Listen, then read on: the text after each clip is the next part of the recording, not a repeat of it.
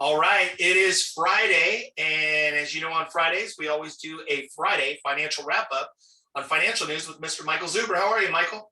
I'm doing well, man. Thank you for the opportunity to do this. I look forward to this every week. It lets me get out of my day-to-day and go, what really happened this week? So thank you.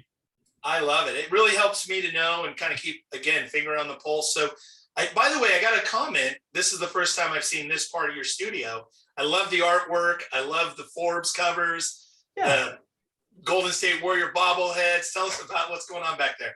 Yeah. So again, I've obviously rented out an office. I'm still putting it together. I would tell you it's still only about 60% done, but I've taken great care to my main area. So yeah, I've got some color on the wall. The wall's black. I'm probably, you can see it now. I've got a special place for my Warriors bobbleheads. I've got my books that I've done. I've got my partners that I work with. I got the cards. Yeah, it's fun. Yeah, it's fun. I love it. Great office, great background scenery. Let's get into the news. So let's talk about inflation. What happened this week in inflation? Oh, inflation. CPI is what we're talking about, Consumer Price Index. It was expected to be bad. Expectations were for 7.2. I expected 7.4, and it came in at 7.5. So bad. And no signs of it slowing down. It's bad, man. It's bad. I mean, and again, 2 months ago, I was so frustrated. I corrected the rent issue, right? Rent, I think rent equivalent or owner's equivalent rent's like 3.5% increase. There are articles out there that say the average for the country is 14. And there are some cities like Miami, Austin, where it's 30 to 40% rent increases. So these CPI numbers reported by the Fed are inaccurate. So if they're reporting 7.5, it's probably 12. And it's hard to fathom double digits in the United States, but we are there, double digit inflation. It's crazy. So, yeah, I mean, obviously we've been talking about this all year, what's to come, and you've been calling it, literally month by month to watch out for it. And it's pretty accurate. Yeah. I'm on a hot streak. I'm doing pretty good here recently. I think it's because you do the work. Every day, man, every day. And I've got 30 years experience, and I build a 50-year spreadsheet as a baseline. Yeah, I don't play around. I don't just guess. I love it. I had a thought. I'll share it with you at the end about your place in all of this. So consumer confidence. What is going on? I mean, a lot of people hear the word consumer confidence. It's talked about in the news. Maybe talk about what is the actual indicator and where are we at with consumer confidence this week? Yeah, so this is really subtle, but very important. I've been following the consumer for 30 years. Now, when you follow the consumer, you have to realize a consumer, you get two data points. You get actual consumer behavior, which shows up in GDP, housing transactions, all of that. Then there is consumer sentiment, which came out today. Consumer sentiment basically is, how are you feeling? Not what are you doing, but how are you feeling? And it's always hard to quantitate what that means. What I've come to realize is how you are feeling. What you are looking for is the trend. Are you becoming more scared or fearful, or are you becoming more happy? And what happened today is we got a decade low consumer sentiment reading, shockingly low. It just came out today. Like, oh my God, that print is bad. So what this is telling me is the consumer is now feeling worse and worse and worse. And what consumers have told me over 30 years, as they feel bad, they stop spending, they stop saving, they stop doing things. And oh, by the way, if we lose the consumer, a recession is in the offing, because we have 68% or whatever of our GDP is consumers. So the consumer sentiment reading today is shockingly bad, shockingly bad. It is, it's something I need to read up on more, because it dropped, I think it dropped like 13% month on month, which is just, it normally doesn't move that bad. And it's got to be all because of inflation. People realize it's bad, it's getting worse. They can't. And then we go to the grocery store and, this is empty and that is empty. It's just, The American consumer is not in a good space, in my opinion, and I'm fearful for what's coming. Yeah.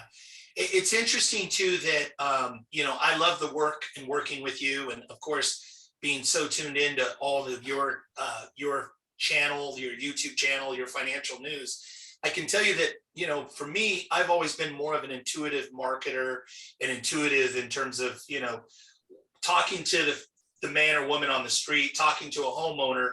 And it's interesting that people are definitely, you know, uncertain. There's a lot of uncertainty as to what's going to happen next. They have less dollars to spend.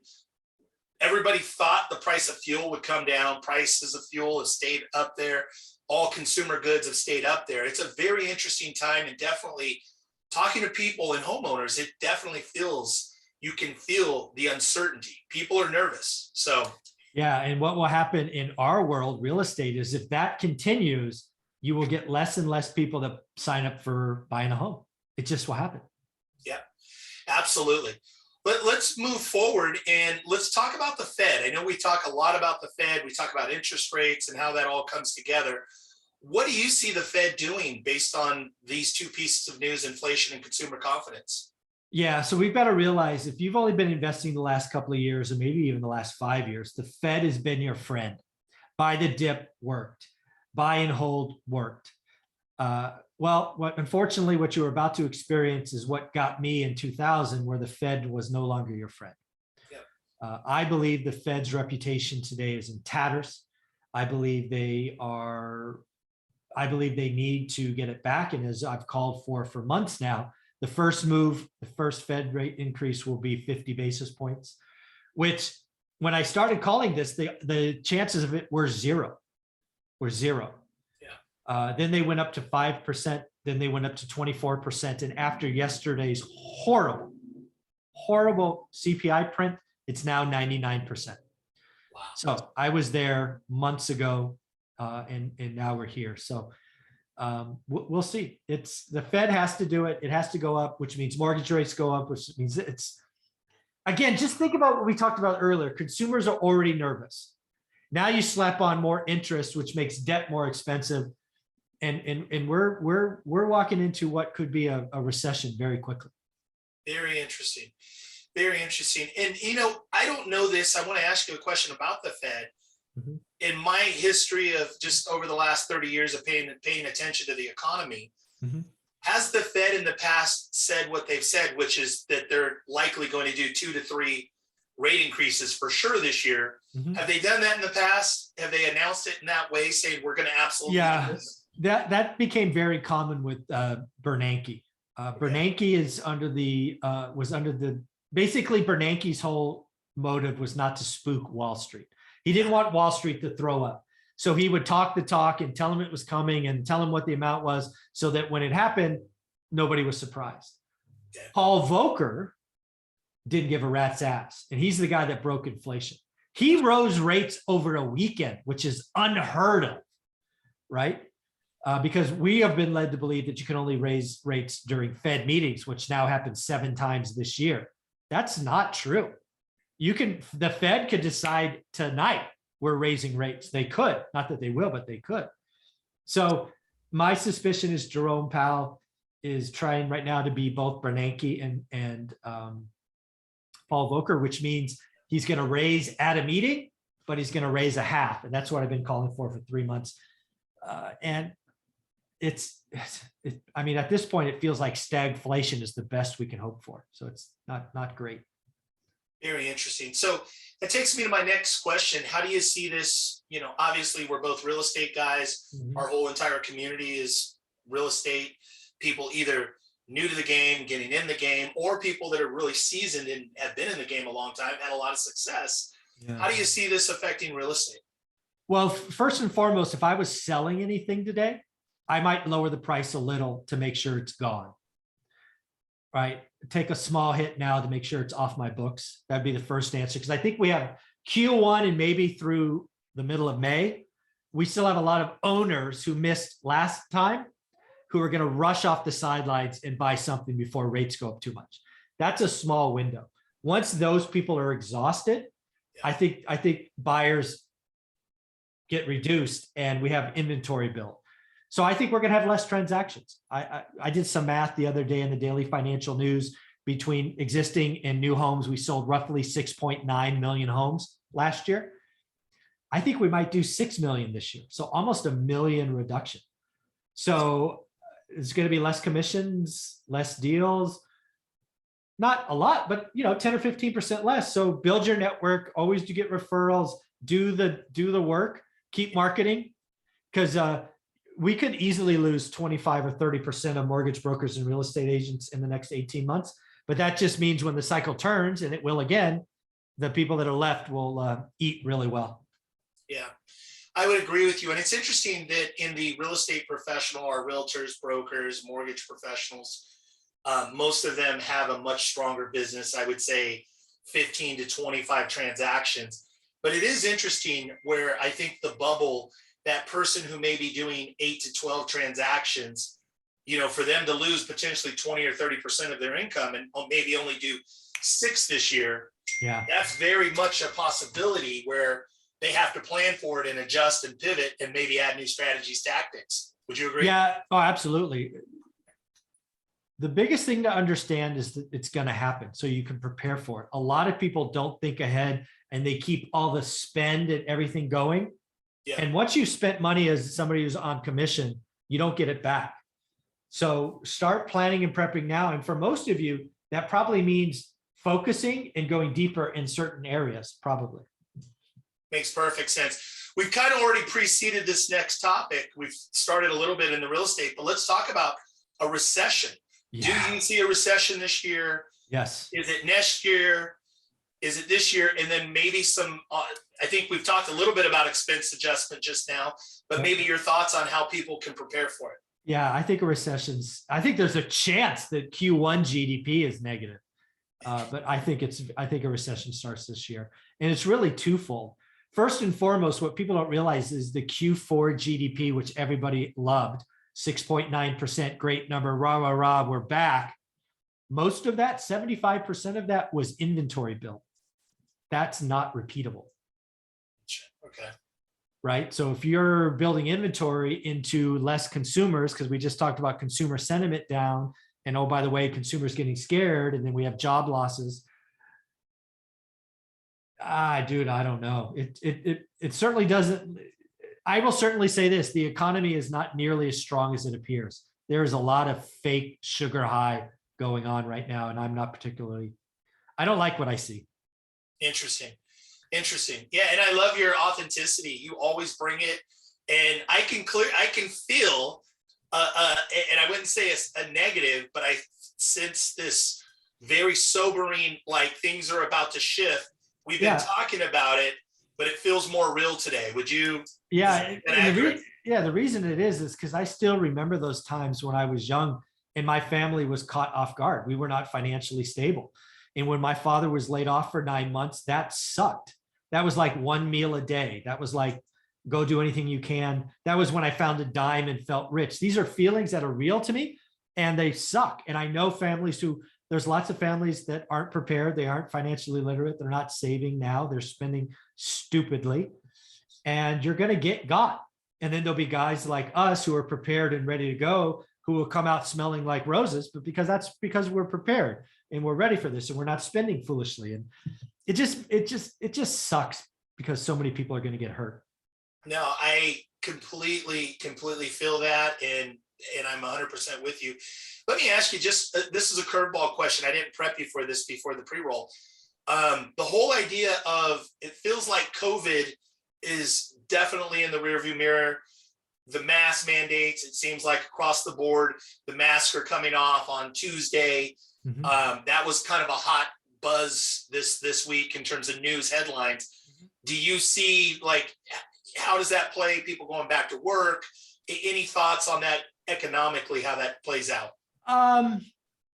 What we're really going to see, it's not so much about masks or it's got to be over at some point. I wanted it to be over last year. Let's hope it's over now. And actually what we're going to find is, because we're no more stimulus, we're coming off a stimulus side, both for businesses and people. And we're going to find out very quickly just how healthy the economy is. I don't feel good about it. we'll see. I could be wrong. I'm wrong all the time. But I think we're going to find out really quickly that layoffs are more common. There are a lot of businesses that aren't healthy that maybe had funding to get them through. I don't know about you, but I live in Mountain View and there's a street called Castro with all the restaurants. I walked down that street the other day with Olivia and I think I counted 13 storefronts closed. More storefronts closed today than last year in the middle of this craziness. Yeah. That's not a good sign.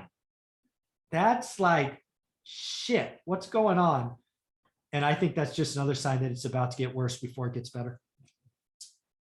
Yeah, absolutely. So my last question, something we talked a lot about, we haven't touched in a while. I feel like it's been a few months that we haven't.